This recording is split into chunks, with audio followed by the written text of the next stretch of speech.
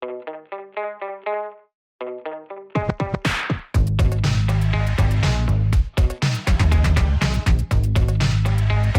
know that without pathological diagnosis, nothing can happen. Treatment will start with knowing what the patient has. Wherever you go, this is the gold standard for diagnosis and therefore treatment. Radiology tries to come close to us, but not quite. They can suggest lots of differential diagnoses and they're not always correct.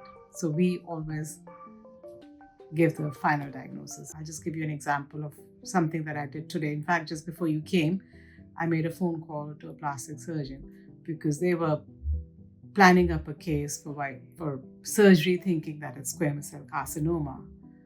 And when I looked at it, it was actually melanoma.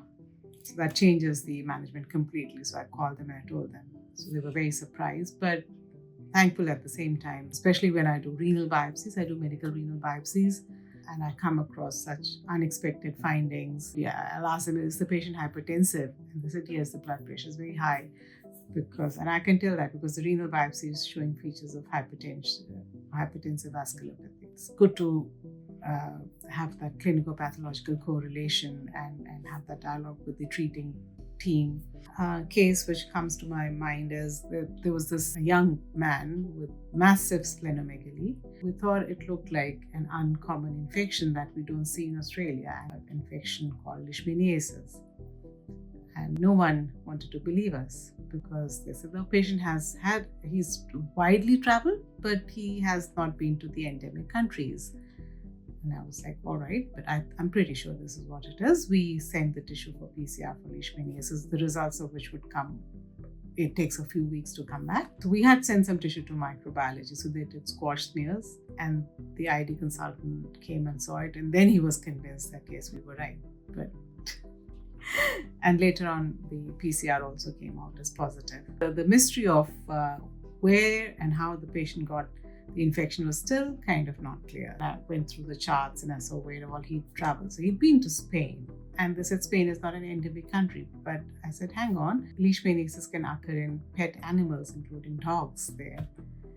And then patient went back and he asked his landlord. Landlord's dogs had leishmaniasis. So I was not only able to give them the diagnosis, but also I was able to provide them with the rest of the information. So that's the teamwork. Everyone got their answers. The patient got treated. I mean, I can keep going on and on. Once a tissue comes to us, that's when our role starts. It's a very labor-intensive process.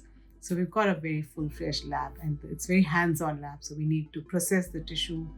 We need to make blocks. We need to cut slides, usually H&Es, and depending on some special stains may be there. So the other things that we do besides H&E include special stains. You may have heard of PAS, you may have heard of Ziehl-Neelsen stain. And then sometimes we do what we call as brown stains or immunohistochemistry. And we can also do further ancillary testing as the case requires, which can include fluorescent in situ hybridization. And now, of course, we've got other molecular techniques which can help in diagnosis, including NGS. The other things that we do are intraoperative diagnosis, which are frozen sections. That's quite useful for intraoperative diagnosis. They can decide how extensive or surgery is required, or they can just do a limited surgery. The other component of our work includes cytology. We also do hospital autopsies. Other main role comes in the multidisciplinary team meetings. Tell them that, okay, which site to choose for biopsy, or we think that this patient needs a rebiopsy, or we need more tissue. So we have that discussion. So we suggest and guide the team as well. They're not just present our findings. So we are an actual active part of that team. I think I was very, very lucky that all my pathology teachers were really good. So they were not only good at what they did, they were very good at medical student teaching. So I like pathology as a subject. So it was easier for me to choose it as a specialty later on. There's a premier institute in India in a city called Chandigarh, Postgraduate Institute, and they have morning rounds, which anyone can attend. Even if you don't work in the hospital, you can come and attend it. And everyone there is so scared of pathology because they'll go there and they'll talk big and they'll say, oh, we think this is cancer, this is some, fancy diagnosis. The pathologist will come at the end quietly, present their findings and tell them exactly what it was. For example, it could happen just infection like tuberculosis or something which was easily treatable. So all those things also made me realize the importance of what we do. After having chosen it, I realized that it was actually very fulfilling. You've asked that question that pathology has been compared to learning a new language. It's kind of true, because I think nowadays medical students don't have that much exposure to histology and pathology. When you choose to become a histopathologist, or your tool changes from stethoscope to microscope. So it's very important, if you're choosing to do pathology, I always tell them to come and sit on a microscope and look under a microscope, because that's what you'll be doing rest of the life. You need both depth and breadth of knowledge in pathology. So you have to know pretty much common lesions from head to toe in all systems as a training to start with, and later on you develop your subspecialty interest and you can focus on that. I've seen more interest from the medical students these days. We have 6 registrars, so registrar training is a big component of my work here. It feels good to be able to pass on your knowledge to the next generation.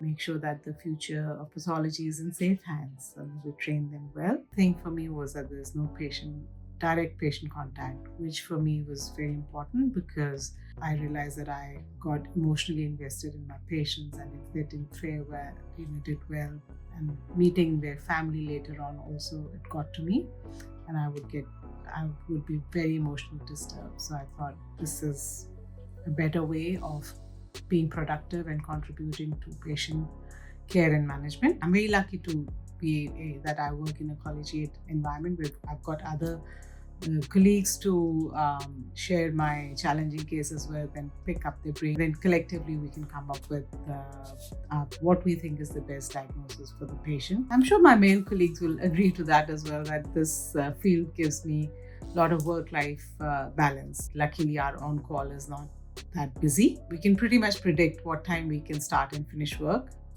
And once my work is over, I can pick up my bags and go home. I do get an opportunity to pursue my hobbies and other interests outside work. Having set times helped me a lot when my children were younger and were school going. So I could pick them, drop, and then work. You can choose to work in any of the public or private pathology lab, as well as university career.